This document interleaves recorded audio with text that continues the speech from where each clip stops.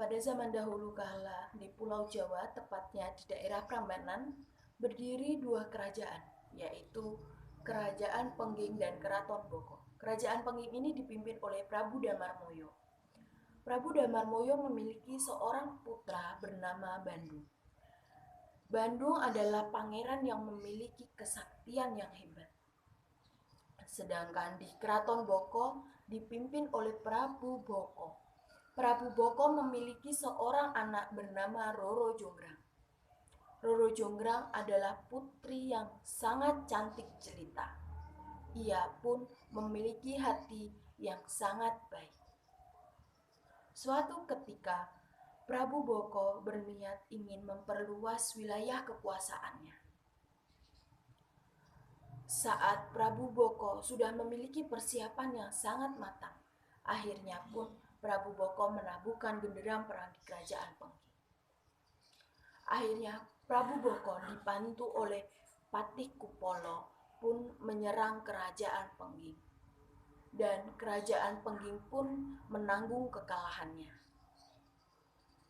Suatu ketika Prabu Damarmoyo pun bercerita kepada sang anak, "Bandung, kau hancurkan keraton Boko karena ayah sudah menanggung kekalahan saat peperangan." Lalu Bandung menjawab, "Sendika dawuh Romo." Bandung pun menyanggupi perintah ayahanda. Setelah itu Bandung pun bergegas ke daerah Bondowoso untuk bertapa dan meminta kekuatan. Pada saat Bandung bertapa, ia diganggu oleh raksasa yang sangat besar dan sakti, yaitu Bondowoso. Lalu mulailah pertarungan antara Bandung dan Bondowoso. Ia pun memiliki perjanjian. Jika Bondowoso kalah, rohnya harus memasuki tubuhnya.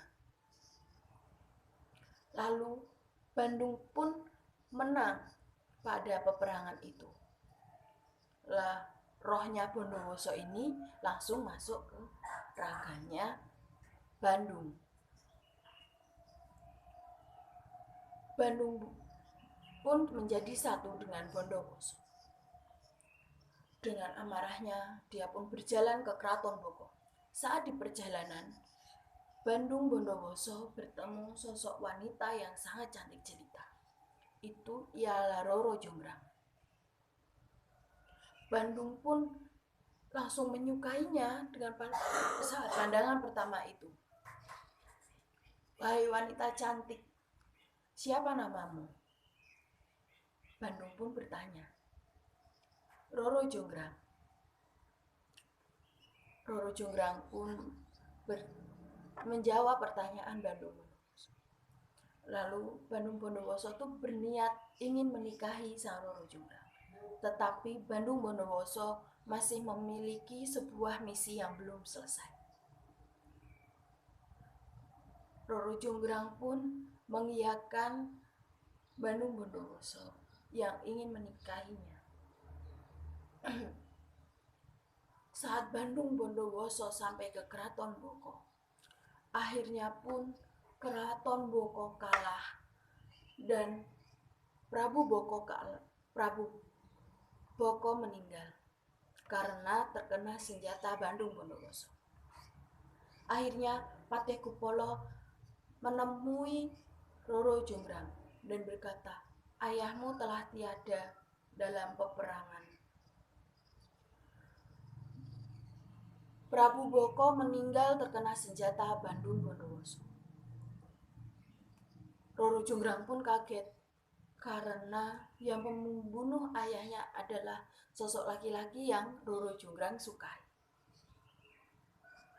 Lalu datanglah Bandung Bondowoso untuk menepati janjinya yang mau menikahi Roro Jonggrang. Tetapi Roro Jonggrang sudah sangat sakit hati karena Bandung Bondowoso telah membunuh ayahnya.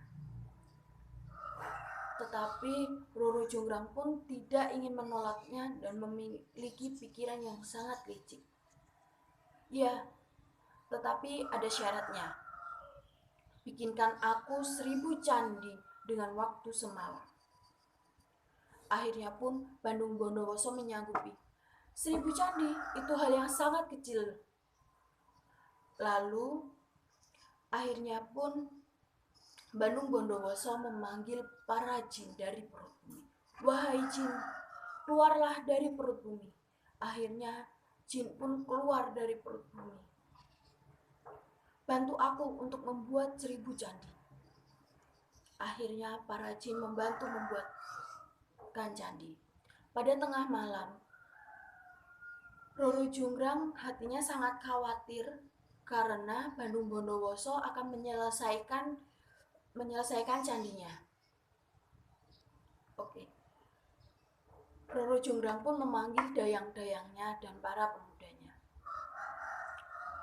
Wahai dayang, tumbuklah padi dan bakar jerami itu pada arah dari timur. Lalu semua dayang dan para pemuda pun melaksanakan perintah Roro Jonggrang. Seketika ayam pun berkokok. Para jin melihat dari timur langit yang sudah kemerah-kemerahan.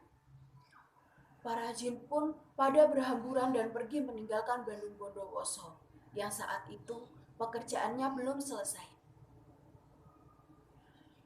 Bandung Bondowoso pun sangat kesal pada saat itu.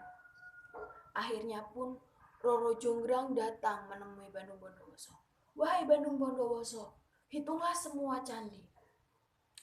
Saat dihitung Bandung Bondowoso, ternyata hanya ada 999 dan kurang 1 candi. Lalu, suatu ketika Bandung Bondowoso ini sangat marah karena tahu itu adalah akal dari Roro Jonggrang. Pada saat itu matahari belum terbit dan belum pagi. Akhirnya Bandung Bondowoso menemui Roro Jonggrang. Hai Roro Jonggrang, kau telah menipuku. Pada saat itu matahari belum terbit. Itu hanya akal-akalanmu dengan darah dayangmu. Karena sangat marah dan kecewa, akhirnya Bandung Bondowoso mengutuk Roro Jonggrang menjadi arca. Akan aku kutuk kau menjadi arca untuk melengkapi candi yang ke-1000. Lalu Roro Jonggrang pun berubah menjadi arca. Dan seketika Bandung Bondowoso pun sangat menyesal karena wanita yang ia cintai ia rubah menjadi arca. Bandung Bondowoso menatap sedih tanpa berkata-kata melihat patung Roro Jonggrang. Maafkan aku Roro Jonggrang, aku telah mengutukmu menjadi arca. Tetapi tugasku membuat 1000 candi sudah selesai.